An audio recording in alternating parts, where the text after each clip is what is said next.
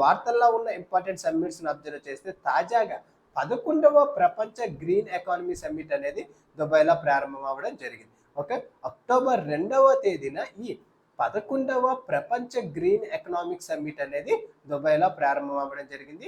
Summit అనేది ఎక్కడ జరుగుతుంది అంటే దుబాయ్‌లో ఈ సమ్మిట్ అనేది జరుగుతుంది. ఎన్నవ సమ్మిట్ అంటే ఇది 11వ సమ్మిట్. ఈ సమ్మిట్ నేమ్ ఏమిటి? ప్రపంచ గ్రీన్ ఎకానమీ సమ్మిట్. దుబాయ్‌లో ఇది జరుగుతుంది. దీని యొక్క థీమ్, ఈ సమ్మిట్ యొక్క థీమ్ ఏమిటి అంటే innovating for impact, accelerating the future of the green economy అనే థీమ్‌తో ఈ సమ్మిట్‌ను నిర్వహించడం జరుగుతుంది. ఎగ్జామ్ పర్స్పెక్టివ్‌లో ఈ థీమ్స్‌ను మనం ఖచ్చితంగా ఇంగ్లీష్‌లోనే గుర్తుపెట్టుకోవాలి. థీమ్ ఏమిటి?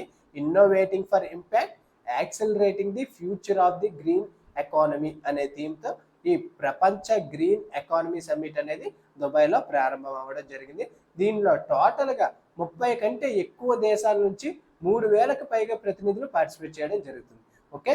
దీనిలో 30 కంటే ఎక్కువ దేశాల నుంచి 3000కు పైగా ప్రతినిధులు పార్టిసిపేట్ చేయడం జరుగుతుంది. ప్రధానంగా ఆవిష్కరణలు, ఇంక్లూజివిటీ, గ్లోబల్ భాగస్వామ్యాలు, స్థిరమైన వాతావరణంపై ఈ సదస్సులో దృష్టి సారించడం జరుగుతుంది. సమ్మిట్ యొక్క లక్ష్యాలను మనం అబ్జర్వ్ చేస్తే వాతావరణ మార్పులను ఎదుర్కోవడానికి ఆవిష్కరాత్మక పరిష్కారాలను కనుక్కోవడం, గ్రీన్ ఎకానమీ కోసం ప్రపంచ భాగస్వామ్యాలను బలోపేతం చేయడం, న్యాయమైన మరియు సమానమైన హరిత మార్పు గ్రీన్ ట్రాన్సిషన్ను ప్రోత్సహించడం ఈ సమ్మిట్ యొక్క ప్రధాన లక్ష్యం. ఇది ఎన్నవ సమ్మిట్ అంటే 11వ సమ్మిట్. ఎక్కడ జరుగుతుంది?